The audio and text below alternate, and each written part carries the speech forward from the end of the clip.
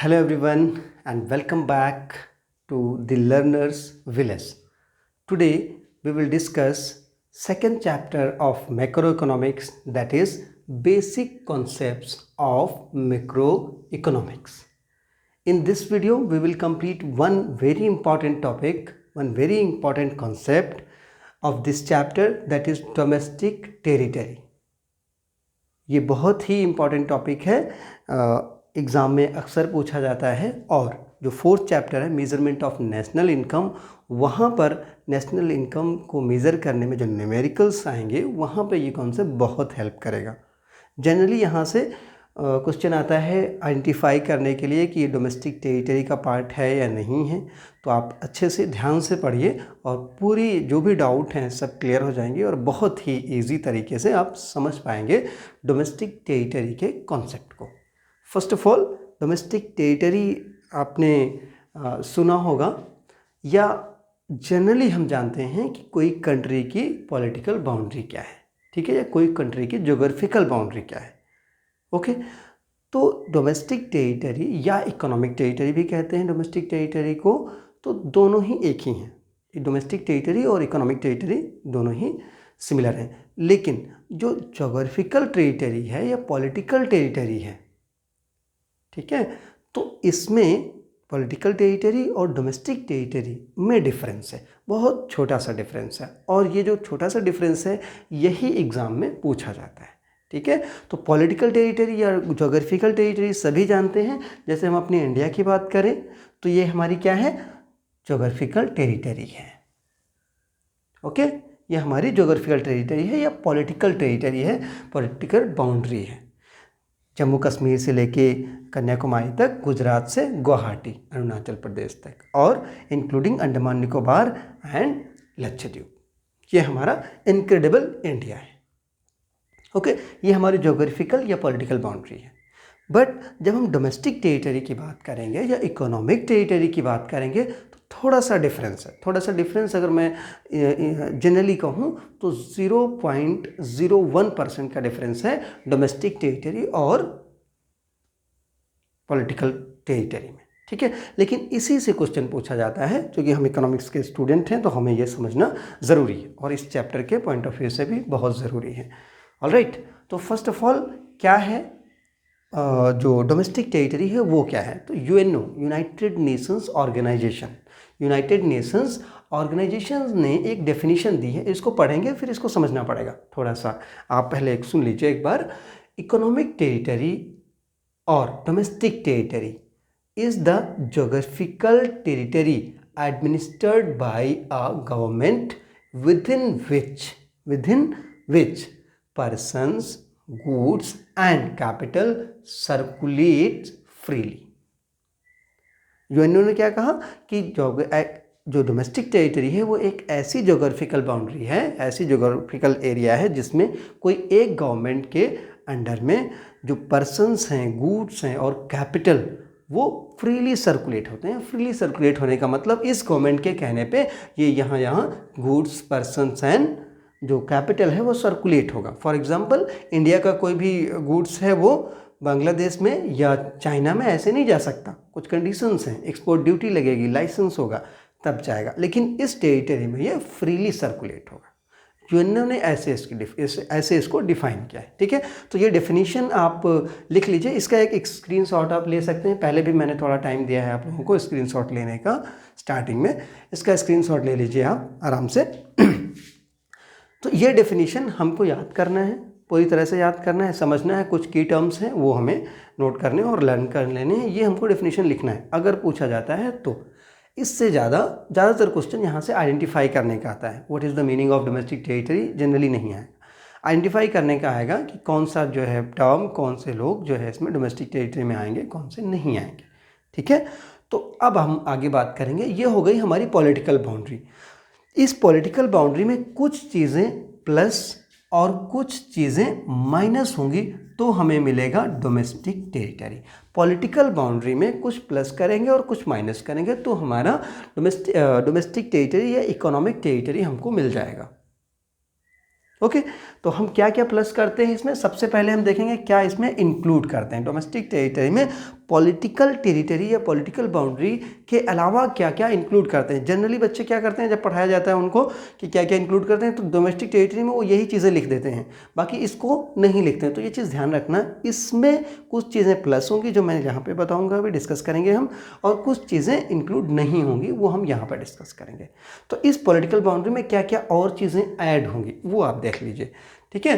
First is ships and aircrafts owned and operated by normal residents between two or more countries. Ships and aircrafts यानी कि पानी में चलने वाले जहाज और हवा में चलने वाले जहाज। owned and operated, owned यानी कि उनकी ऑनरशिप हो और चलाने वाले लोग भी हमारी कंट्री के हों, नॉर्मल रेजिडेंट हों, ठीक है। और वो दो या दो से ज़्यादा, टू और मोर देन टू कंट्रीज़ के बीच में चल रहे हैं तो भी वो हमारी डोमेस्टिक टेरिटरी का पार्ट होंगे। यानी कि फॉर एग्जांपल जापान और साउथ कोरिया के बीच में कोई इंडियन एयरलाइंस का कोई जहाज़ चल रहा है, ठीक है, वहाँ सर्विस दे रहा है, तो सपोज़ जापान और साउथ कोरिया, ठीक है, या नॉर्थ कोरिया साउथ कोरिया, इनके बीच में हमारा कोई इंडियन एयरलाइन का जहाज़ चल रहा है, तो चल तो यहाँ रहा है बहुत दूर, ठीक है, इंडिया से बहुत दूर, लेकिन चूंकि ये हमारे लोग इसे ऑपरेट कर रहे हैं और इसकी ऑनरशिप भी हमारी है, एयर इंडिया की है, इंडिया की है, ठीक है, तो ये जो होगा, इससे जो भी अर्निंग होगी हमारी डोमेस्टिक टेरिटरी का पार्ट होगा, हमारी डोमेस्टिक इनकम का पार्ट होगा। क्योंकि डोमेस्टिक टेरिटरी जो है, डोमेस्टिक टेरिटरी में जो भी चीज़ें गुड्स एंड सर्विसेज प्रोड्यूस होंगी उनकी मॉनेटरी वैल्यू को हम डोमेस्टिक इनकम कहेंगे, ठीक है। तो ये डोमेस्टिक, ये तो हमारी है ही, इसमें और क्या प्लस हो गया कि दुनिया में कहीं भी अगर इंडिया का शिप हो, पानी का जहाज हो या फिर हवाई जहाज हो, दो या तीन देशों के बीच या ज़्यादा देशों के बीच अगर वो चलाया जा रहा है, किसी इंडियन के द्वारा चलाया जा रहा है और इंडियन का ही है, तो वो हमारी डोमेस्टिक टेरिटरी का पार्ट होगा। यहाँ पे ये चीज़ ध्यान रखना कि अगर यहाँ पे चल रहा है तो ये ओशन का जो एरिया है या जो जहाँ पे ये ऑपरेट कर रहा है वो हमारा एरिया नहीं है, लेकिन वहाँ से जो इनकम होगी वो हमारी डोमेस्टिक टेरिटरी का पार्ट होगी, ठीक है। यहाँ पे दावा नहीं करना, क्योंकि इंडिया के बहुत सारे यूएसए और कनाडा के बीच चल रहे हैं, सपोज फॉर एग्जांपल यूएसए और कनाडा के बीच हमारे वो चल रहे हैं, एयरलाइंस के चल रहे हैं, तो वहाँ भी हमारी डोमेस्टिक टेरिटरी आएगी। लेकिन ये नहीं कि जहाँ से जहाँ जिधर जिधर से हमारा शिप गुजरेगा वो सब हमारा इलाका हो जाएगा, अश्वमेध यज्ञ की तरह घोड़ा जिधर जाएगा वो सारा इलाका हमारा, ऐसा नहीं है। वहाँ से अर्निंग केवल हमें वहाँ का जोग्राफिकल बाउंड्री नहीं लेनी है, वहाँ की अर्निंग जो है हमारी डोमेस्टिक इनकम का पार्ट होगी। ओके, ये चीज़ पहला क्लियर है आपको। Ships and aircrafts owned and operated by normal resident between two और मोर कंट्रीज, ठीक है। ऑनरशिप हो, हमारे लोग चला रहे हों, किसी भी दो देशों के बीच, तीन देशों के बीच, चार देशों के बीच, वो हमारी डोमेस्टिक टेरिटरी का पार्ट होगा। अच्छे से समझिए, बहुत easily. Okay, next is fishing vessels, oil and natural gas rigs and floating platforms operated by the residents of a country in the international waters where they have exclusive rights of operations। तो next क्या है बच्चों? Next is fishing whistles and oil and natural gas rigs, floating platforms operated. तो ये air वाला हमने पढ़ा और दो देशों के बीच अगर पानी में चल रहे हैं, लेकिन ये क्या है, हमारा जो मेन लैंड है इसके आसपास जो जो जो ओशन है उसका बच्चों क्लासिफिकेशन होता है कि जैसे कुछ एरिया जो है वो होता है वो संलग्न एरिया कहलाता है, जैसे कि 12 नॉटिकल मील तक।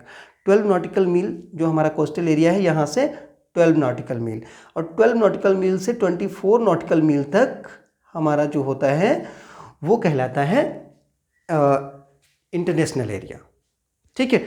12 जहाँ यहाँ पे, और इसके बाद 24 से 200 नॉटिकल मील तक जो होता है हमारा वो इंटरनेशनल एरिया कहलाएगा। एक्चुअली 24 से 200 तक, सॉरी 24 नॉटिकल मील से 200 नॉटिकल मील तक इंटरनेशनल एरिया ऐसा एरिया होगा जिसमें कुछ परमिशंस के साथ इंटरनेशनल जो ऑर्गेनाइजेशंस हैं उनसे परमिशंस के साथ हम इसमें एक्सक्लूसिवली ऑपरेट कर सकते हैं। एक्सक्लूसिवली ऑपरेट करने का मतलब हो गया कि सिर्फ हम कार्य कर सकते हैं और कोई नहीं कर सकता है।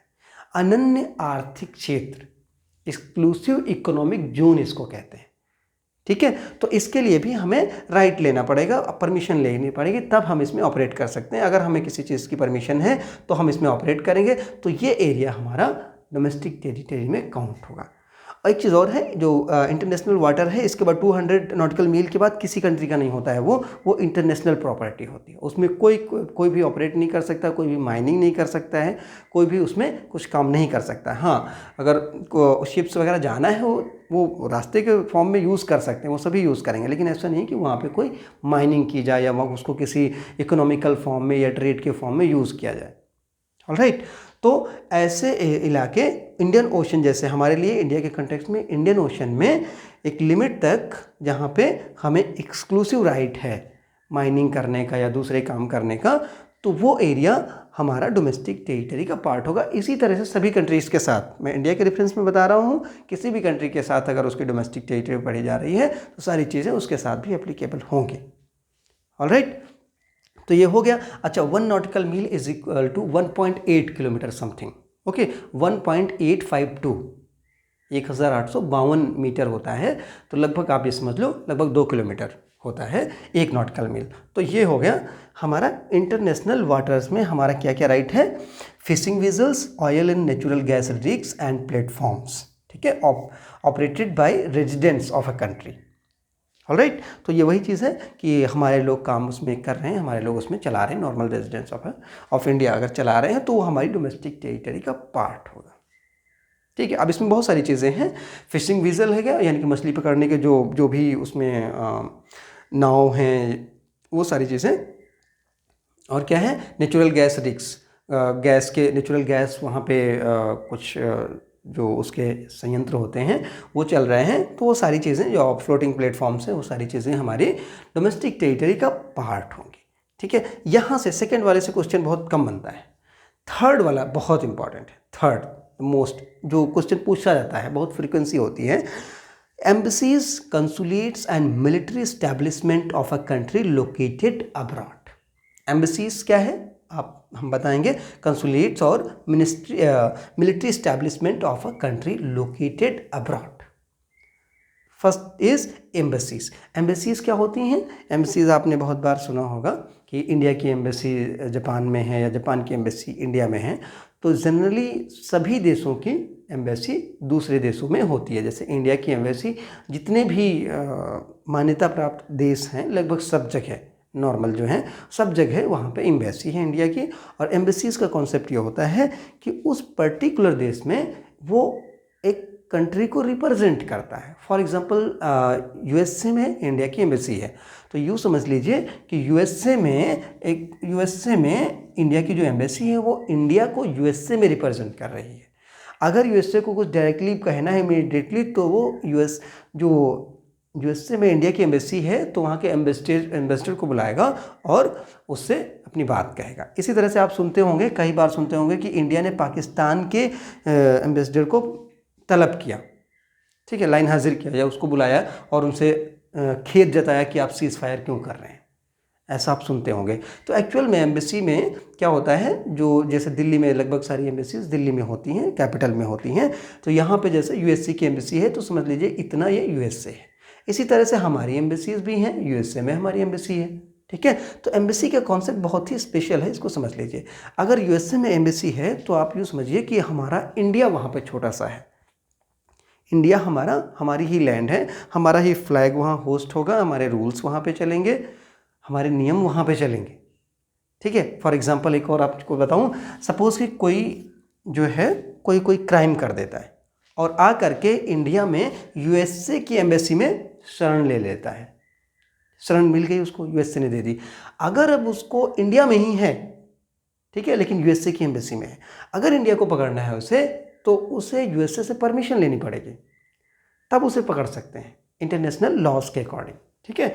तो ये बहुत स्पेशल केस होता है। एम्बेसीज को समझिए आप अच्छे से। इंडिया की जितनी भी एम्बेसीज हैं रेस्ट ऑफ द वर्ल्ड में, यूएसए में है, जर्मनी इंग्लैंड में है, नॉर्वे में है, जापान में है, साउथ कोरिया में, एवरीवेयर, तो वो सब जगह ये समझ लो छोटा छोटा इंडिया रखा हुआ है, ठीक है। वो हमारी डोमेस्टिक टेरिटरी का पार्ट है। डोंट बी कंफ्यूज कि this is located in Germany. Indian embassy in Germany which means Germany का वो पार्ट इंडिया है, वो इंडिया की डोमेस्टिक टेरिटरी है। अच्छे से समझिए, ऑलराइट।